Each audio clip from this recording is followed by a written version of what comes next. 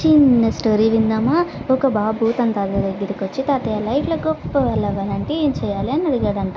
ఆ తాతయ్య తన దగ్గర 2 మొక్కలుంటే అవి తీసుకొచ్చి ఇంట్లో ఒకటి, పెరట్లో ఒకటి నాటారంట. ఈ రెండిట్లో ఏది బాగా పెరుగుతుంది అని అనుకుంటున్నావంటే ఆ బాబు అన్నాడంట, ఇంట్లోదే బాగా పెరుగుతుంది. ఎందుకంటే మనం సేఫ్‌గా చూసుకుంటాము.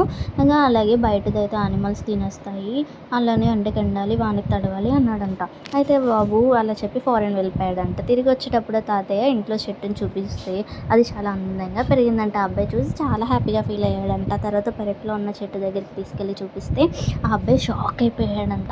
అదేంటి తాతయ్య ఇది అంత బలంగా దృఢంగా ఉంది, మంచి వేరులతో ఉంది అని అడిగాడంట. తాతయ్య అన్నాడంట, అలానే మన లైఫ్లో కన్నీళ్ళు, అలానే కష్టాలు, ఒడిదుడుకులు ఎన్నో వస్తాయి. అవన్నీ తట్టుకుంటేనే మనం ఇలానే స్ట్రాంగ్గా అవుతాము అని చెప్పి అన్నాడంట.